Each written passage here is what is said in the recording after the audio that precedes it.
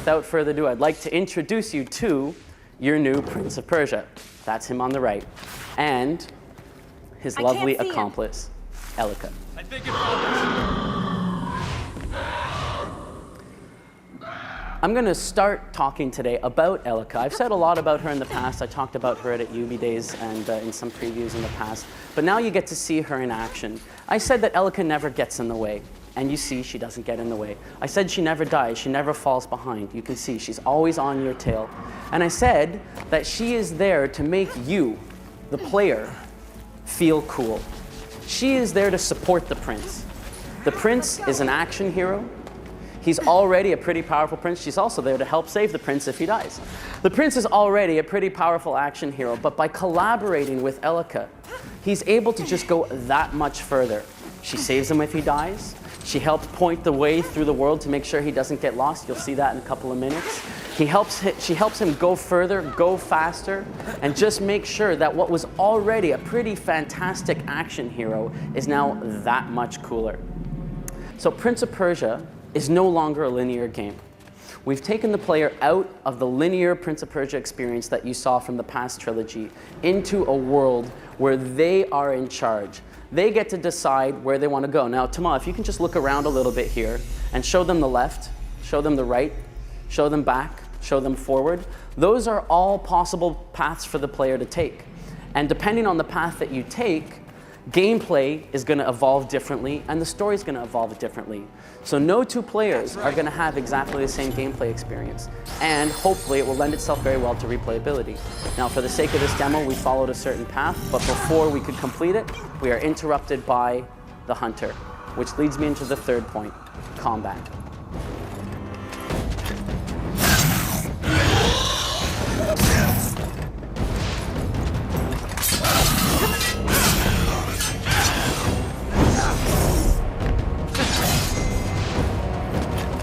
As you can see, the combat in Prince of Persia really centers around the idea of a duel.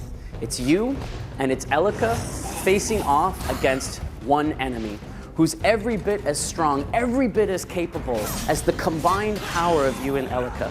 It's going to take everything you've got to defeat this guy and every other enemy in the game. We really want you to have that sensation, that sense of urgency that comes from the feeling of a really, really spectacular boss fight. And we want that every single fight in the game.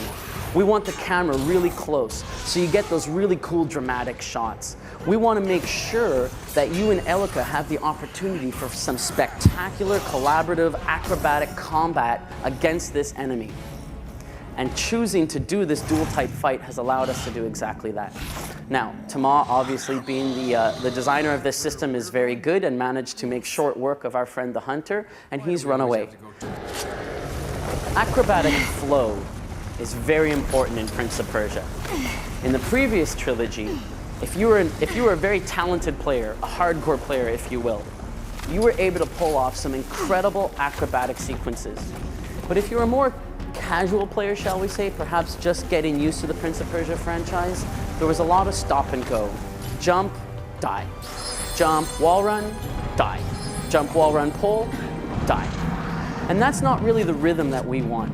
We want all players, casual, hardcore, whatever, to have that sense of accomplishment that comes from just flowing through the world and hitting every single move just seamlessly, while at the same time making sure that those really advanced players have lots of opportunities to explore different pathways, maybe find some shortcuts, maybe string together a couple of moves that the casual players hadn't thought of. You're going to find acrobatics in Prince of Persia a real change from the acrobatics that you were used to in Sands of Time, but an improvement. You're going to be able to pull off those acrobatic combos that sort of even just the best players were able to do in the previous Prince of Persia games. You saw one of the creatures here sort of reach out and try and drown the prince, try and kill him. And before the prince could die, Elika reached out, grabbed his hand, and pulled him back to a safe platform. We call this move the Save Me. The point of the Save Me is to make sure that you, the player, feel frustration a little bit from dying. You know that you've just died, you tried to pull off an acrobatic move and you failed. Elika brings you back to the previous stable platform without interrupting the sense of immersion, or even really the sense of rhythm that comes from the game. You're right back in the action. We don't think we need to artificially reinforce the sense of failure for the player anymore. You lose, continue, press start. I mean, I think gaming has evolved beyond that. And the Save Me system in Prince of Persia, we feel, is really a good representation of exactly that. So,